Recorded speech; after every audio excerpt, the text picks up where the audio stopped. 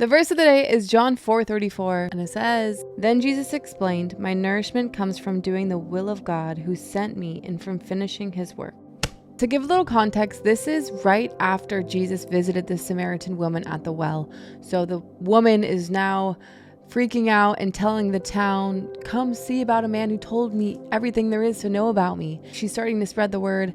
And then it cuts to the disciples asking Jesus if he's eaten enough. And Jesus responds in verse 32 and says, "I have a kind of food you know nothing about."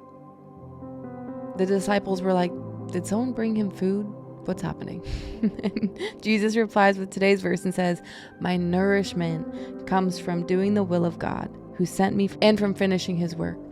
So Jesus is so funny. He's just like, no, my nourishment doesn't come from food. It comes from doing the will of God. And I love this verse because it's so real.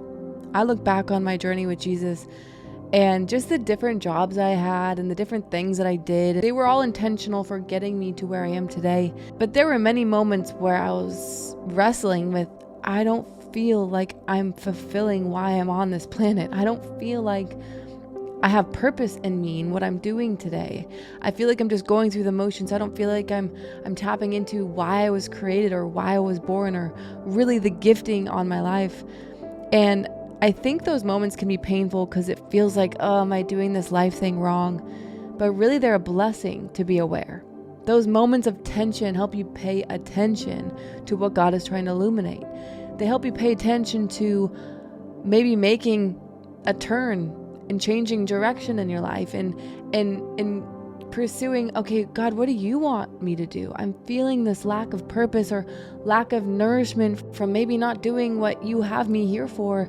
Help me get clarity. So it helps you pay attention to turning to God to get that clarity or to make decisions in your life or to reprioritize your life so that you can start to learn what the will of God is for you individually. I don't think it's an accident that Jesus compares a lot of basic human needs to fulfilling spiritual needs. So he's trying to make a point because obviously as human beings, eating food to fill the hunger pains or drinking water because we're dehydrated or thirsty, those are very real feelings and very real needs that you and I have as humans because we need those things to survive. But we also have a soul that if we don't have connected to God, then it's going to feel like, what's the point in life? And I feel like the same way we can feel pain when we're hungry or thirsty, that discomfort is the same discomfort you and I feel when we're not walking in the will of God for our lives, when we're not following purpose in our life. And I think it's just a way that God can be like, hey, the way you feel about being hungry and thirsty is the same tension that's going to build when you're not pursuing why I created you, when you're not pursuing my will for your life. And God's will for our lives is going to be aligned with the gifting that he's given us. So it's actually the better route. It's the route that you could always dream of doing because it'll be effortless. It'll be you being effortlessly you following God's way. Following God's way won't be effortless because you have to die to your flesh. You have to deny the things that bring you instant pleasure, right? When we eat food, it gets rid of the hunger pain. When we drink water, it satisfies us temporarily. We go to people, places, and things, sex, alcohol, entertainment to fill needs, just like food and water, but they're always temporary. God is trying to make a point that the food and nourishment that I have to give is one that will last for eternity, is one that will sustain you, is one that will help you come alive in every area of your life, in every part of your heart. I think it's kind of funny because obviously the disciples were following Jesus, doing life with him, living every day with him. Yet Jesus still said, I have a kind of food you know nothing about. So this communicates to me that while the disciples were walking with him and learning about him and doing life with him, they still had no clue about this food that Jesus had to offer. They still had area of opportunity to learn what Jesus was trying to teach. So that tells me that you and I don't need to have a perfect understanding, and that you and I can ask questions like, did someone bring him food? What is Jesus talking about? Going to Jesus when we have questions. God, what do you mean by this? What do you mean by you have a food that we don't know about? Can you help me understand? And this is great news for you and I, because now we have the Holy Spirit that brings us into all truth, that teaches us everything we need to know. And so when it comes to our questions, ask them. Because even the disciples who lived face to face with Jesus didn't really understand everything Jesus had to say. So you and I aren't expected to understand everything.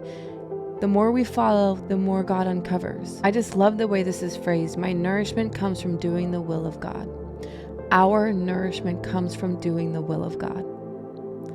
Because when we pursue the will of God for all of our lives individually, we stay connected to love. And when we stay connected to love, our hearts get all the nourishment that they could ever need, which brings us joy and peace that can only come from Him. That can't come from anything else. And the good news is Jesus never leaves you, right? So those things are always available for you. Even when you don't feel it, they're still available for you. What is God's will for our life? God's will for our life is to obey Him, to live a life that honors Him, and to grow in relationship with Him. All three of those things are linked. Growing in relationship with Him helps you obey Him.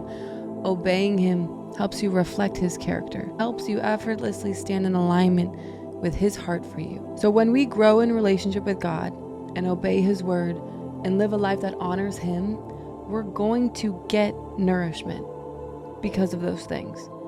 So the more we do those things, the more nourished we're gonna be. Every day we have to remember the devil is going to try to steal this nourishment from our lives. This is why in the Bible it says, whatever you feed more is going to lead your life. If you feed your spirit is going to lead your life. If you feed your flesh, your sinful nature is going to lead your life. So how do we feed our spirit? Daily time with Him, growing in relationship with Him, reading His word, learning more about His heart. My favorite verse, Romans 12:2 says, do not conform to the patterns of this world, but be transformed by the renewing of your mind. Then you will be able to test and approve what God's will is for your life. So when we are on guard in our mind, the devil's main battlefield, and we do not conform to the patterns of this world, but we let God transform us by changing the way we think, by focusing on truth and ignoring lies, we're going to understand God's will for our life. Our gifting will be illuminated. Freedom will be felt. We'll get more clear about God's vision for us and be able to hear God more clearly. And that is daily nourishment. When we start to understand more and more about ourselves, more and more about God, and we get to grow in that every single day. To put it really plainly, God's will for you first and foremost is to believe in the one He sent. From that place, believing in Jesus, the rest unfolds, and you will start to understand what it looks like and feels like to have that nourishment that only comes from Jesus. Okay?